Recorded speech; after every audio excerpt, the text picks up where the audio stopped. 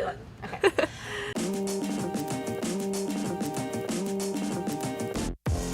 Hello, and welcome to Good Matters, a show about using business to make the world better. I'm Rachel Parker Chavez, and if you've been around any length of time, you'll notice we moved. We got some new brick. It's real, I'm pretty sure. And you'll also know that we've spent the last few months talking to impact experts and social entrepreneurs, and today I'm thrilled to introduce you to another amazing individual who's truly making an impact in her corner of the world. Amy Marks, co-founder of Joji Bags. Joji is a lifestyle brand that empowers women artisans in Guatemala to thrive. The mother-daughter team blended their love for fashion and philanthropy to create products that feature beautiful hand-woven textiles. Not only do they provide the weavers with a steady income from the purchase of their products at fair trade prices, but they empower them to become self-reliant leaders in the communities by also providing healthcare, education, skill building, and retail space. Amy shares what it's like to work with artisans overseas, the employment and empowerment model that they use and why they decided to go that route, and what it's taken to get them to where they are today, as well as their journey through social entrepreneurship. It's really a beautiful story of humanity, and I can't wait for you to hear it.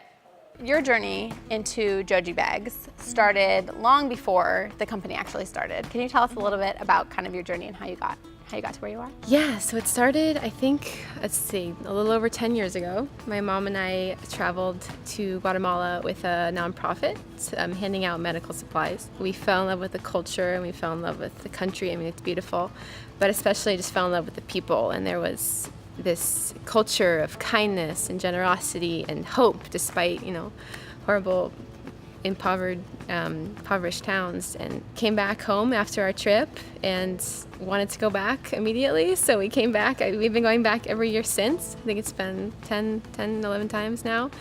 We met these women there on I think it was our third or fourth trip.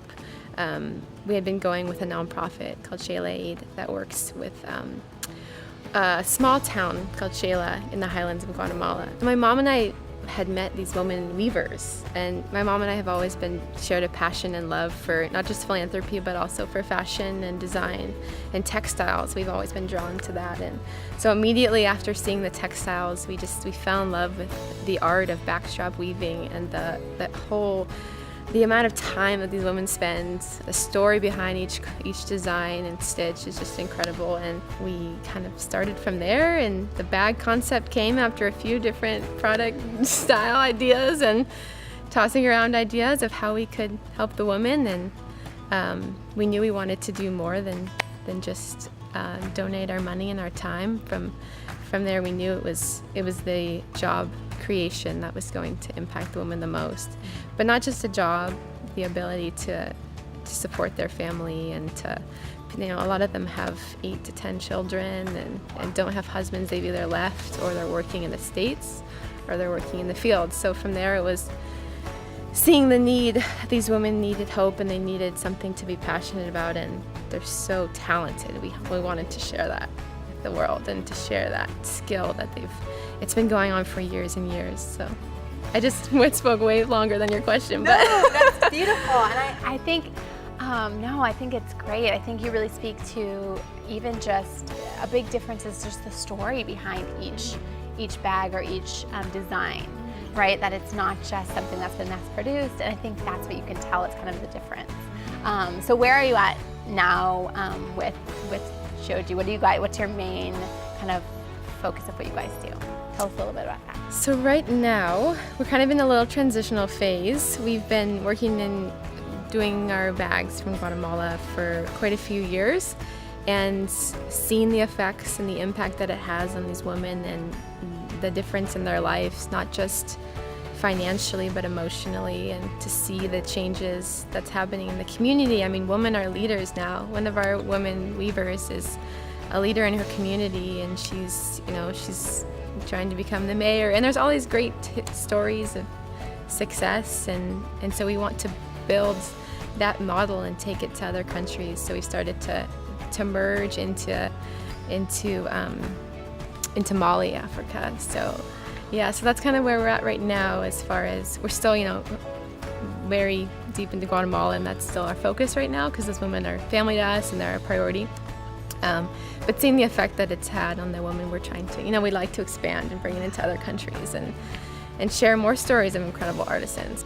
So for your journey, is this something you've thought about? Were you an entrepreneur like before this, or was that kind of your path, or how did you come to be on this path? Not really, actually.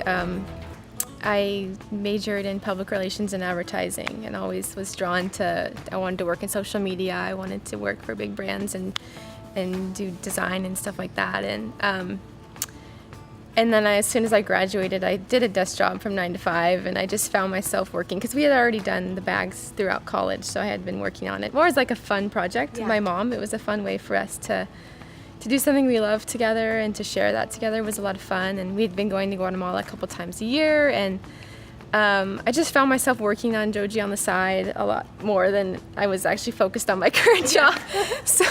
And finding that was really where my passion was. So I'm really thankful that she was there to support me in that leap, and I had the support to try it full time. So I've only been full time for a year and a half to 2 years now. Wow. Yeah.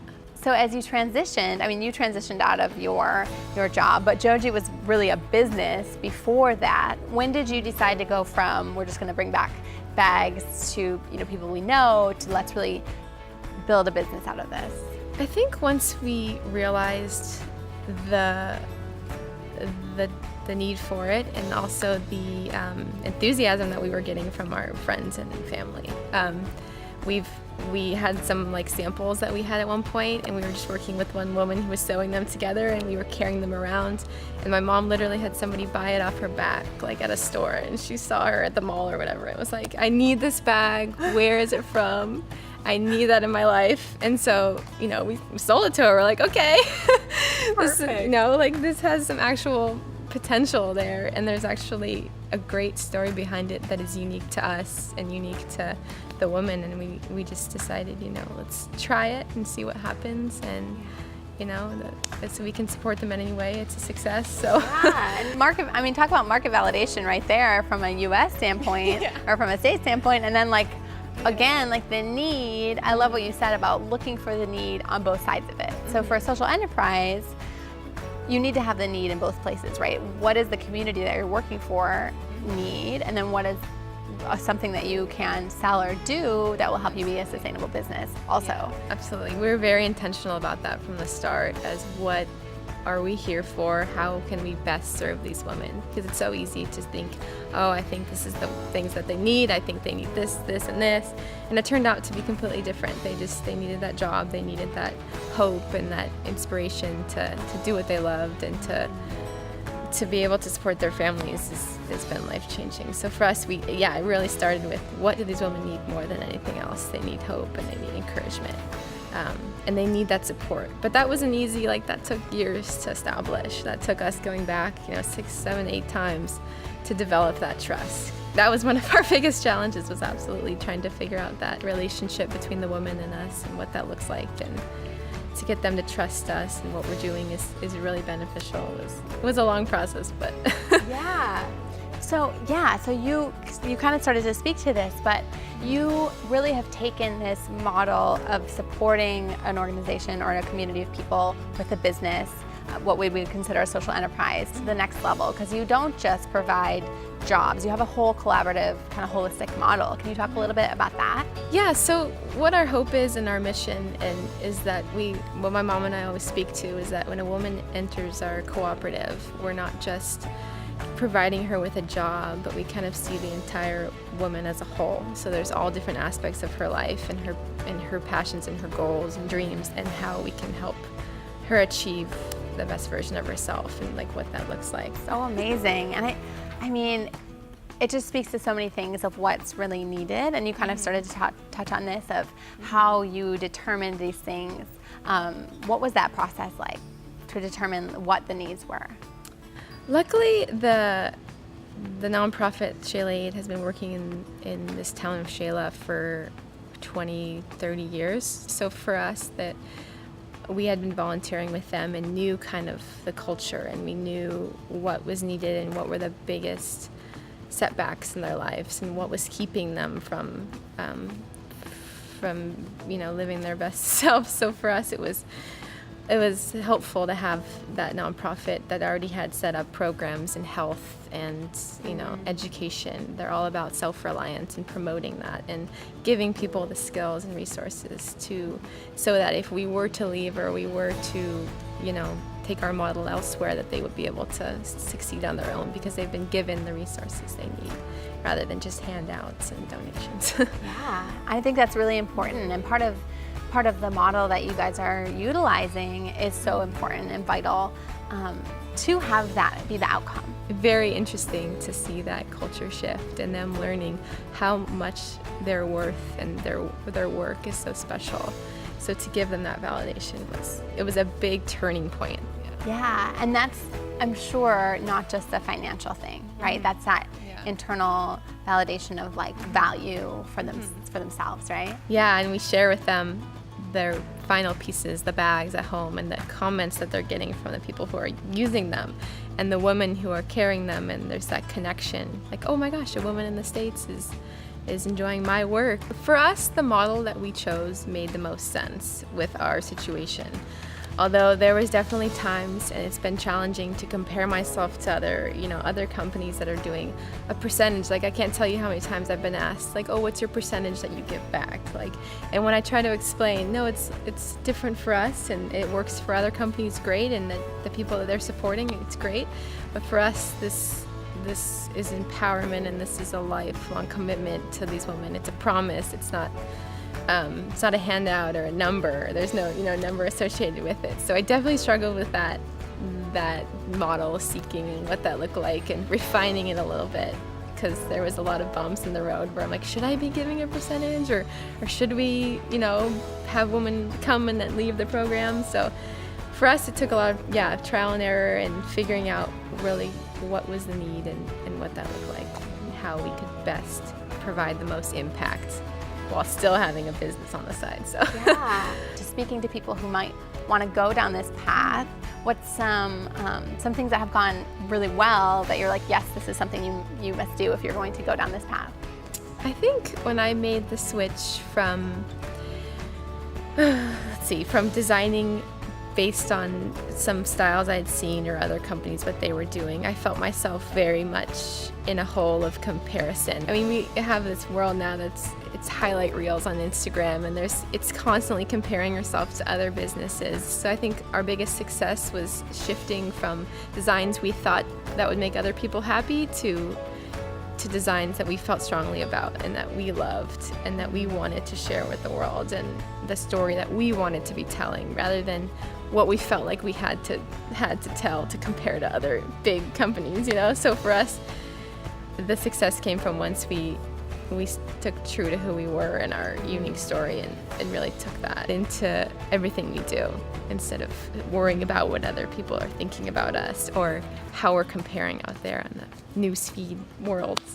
Yeah. Oh, that's so good. I think, gosh, that's for any entrepreneur. I think that's important, just to be A, not worried about that, and B, when you are worried about it, really being true to who you are. In that, how much do you think your relationship with the nonprofit and with the women themselves has really had an effect on that piece? A lot. I mean, without that relationship with the woman and without being there on the ground year after year, we would have never learned the need that they have and the story that we want to tell. It's impacted our story greatly. I mean, we can now speak about it with people we meet. We can tell stories of individual women and their families who are excelling, and there's been a huge shift from just being able to be on the ground and to experience it ourselves. I can't imagine of starting anything without the prior knowledge of the culture and the relationships, and like I said, it took years to establish that trust between us and to get the model to where it is now. And I mean, we still have so much to grow with and more women to employ, but it was vital that we were on the ground, learn their stories heart to heart, like the impact that's had on us. It shows in all the things that we do today. So important, so good. Gosh, you can tell how just much you love these women and how much it really is a part of your life. Like being able to go somewhere and feel completely at home and feel like when I'm there, I feel like this is what I'm meant to be doing. Like back home is fun and the computer stuff, but it can get a little mundane and like all the, marketing and all this stuff.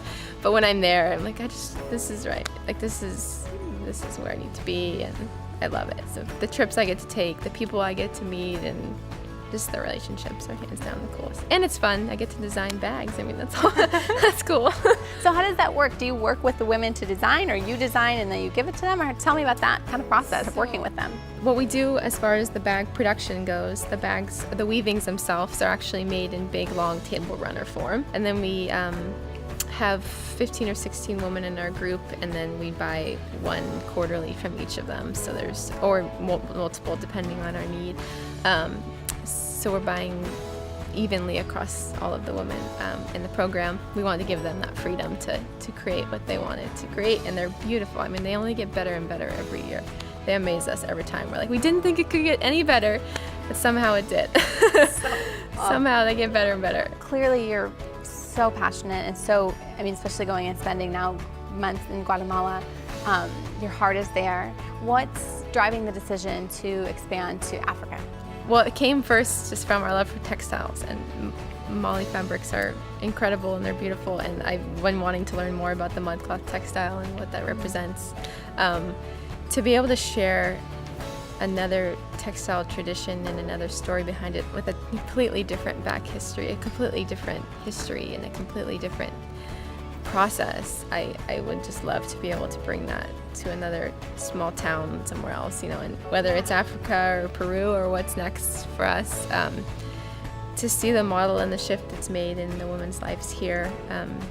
I think we would love to expand and be able to bring out new products. We were so lucky to meet the woman we had in Guatemala, and the woman that we've developed such strong relationships with, that we're being very careful with what the next step looks like, because we want to make sure that they're a priority right now, and what are we ready to leap into another group of women and give them the same love that we've been giving these women for years. I'm learning to be very cautious and intentional with it, and making sure that any decision that we make comes back to our mission, that we're staying true to who we are and what our mission is, and making sure that it aligns with our mission, rather than just jumping in and committing to something. Yeah, and you said, really having that relationship or finding a good partner on the ground, that is clearly something that is important. Can you speak a little bit to that of why that's so crucial? Even just with day-to-day communication. I mean, to communicate to have somebody on the ground working there day-to-day basis is so vital to our success, because we're able to, even though we're not in Guatemala and in Shela, we're able to hear how the women are doing, what are their needs, what is our next step, or sometimes they have a little drama just like we do here. It's like there's been little toughs between certain women, or there's a problem with one woman, and we deal with real problems, like there's real issues. We deal with a lot of problems of domestic violence, and so having a partner on the ground that is there with them and is able to keep us updated and keep us in the know of what's going on with the culture has been extremely important. Otherwise, I don't know how we would be able to support them the way that we do. And just with a lot of like you said, life is happening down there too, just like it is here. It's not like they're just focused on this one project and they don't have anything else going on. And so those intricacies, I think sometimes maybe people just need to realize that that's going to be the case. Yeah, and if you're working with an international partner, the model of employing a marginalized population and helping them be empowered is such an impactful one. I think could be really huge, but it's definitely not one to be taken lightly. No, and I think you have to be very ready for that commitment of what that looks like. If you're committing to a model of empowerment and consistency and continuously giving, it's a commitment. It's an emotional one too. Like, we're very attached to the woman, and if we hear a story of, domestic violence or any issue that a woman has had with her family or her kids, it hits us hard, and it kind of makes us step back and evaluate what we're doing, and how can we better serve these women. And So it's taken a toll emotionally, absolutely. We deal with little issues here and there quite often. You've obviously had a lot of learnings, as you've spoken to along the way. Is there something that when you look back, you wish you would have known before you started? Oh boy, lots of things. I wish that like I told you, I was in such a comparative attitude. I was in such an attitude of, I need to be this, I need to be doing this, I need to be selling this product because that's what's trending. And I was constantly kind of in that state of a battle between what I wanted to do and what I felt I needed to do. So I'd just say establish that mission early on. Like, what is your goal? What do you see the future being of what you're creating? What is your impact that you're trying to make? And just being very intentional. Like, it's important to take leaps of faith and try new things. Like, of course you have to keep moving forward, but make sure that when you're making these decisions that they're really aligning with your beliefs, your values, what you stand for. Does it align with your brand? Is it impact? Is it helpful? You know, really thinking through those kind of things. And I think it's easy to get overwhelmed. There's so many social issues going on around me, and I know that I get stressed about, I want to help certain marginalized populations a lot, but I think it's important to realize that we can't do it all, but we can do something. And for me, I think I always talk about this quote, but it's, be not simply good, but be good for something. And it's a little piece of the world that, even though all this crazy stuff is happening and I want to help in all these different areas, it's a piece of the world. Even though it's a tiny, just 15 women, it's a difference that I can make. And that my mom and I have just kept saying that we just need to focus on this piece of our world. This piece of the world is our calling, and we just need to, this is the place that we can make the most impact. So I think it's easy to get overwhelmed and feel like you need to do so many different things, but the real difference and the real change comes from little pieces at a time and little groups of women. So for us, that's where That's so good. Just that everyone could find their little niche. Because I agree, and I feel that too, and I know other people feel that, especially people who really are like, we need to change things. It's like, then you step in front of everything that needs changing, and you're like, oh man, I can't do that. But like, that is such fantastic advice of, find where you can make the most impact, find where your heart is being called, and then just focus in. As we wrap up here, anything, I know we kind of talked a little bit about, you're expanding and you're growing, but anything else exciting that you want to share with us that's happening with Joji Bags? That shift to hopefully getting into more home decor, pillows, blankets. I'm experimenting with blankets right now. Learning about mudcloth textiles is a whole nother ballgame. I love it. Is it going to go from Joji Bags to Joji? Joji, yeah, just Joji. Joji stuff. Joji. We'll see. Joji. I mean, I'm trying to get there. Joji.com is currently owned by somebody else, so I'm trying to. If that's you, give us a call.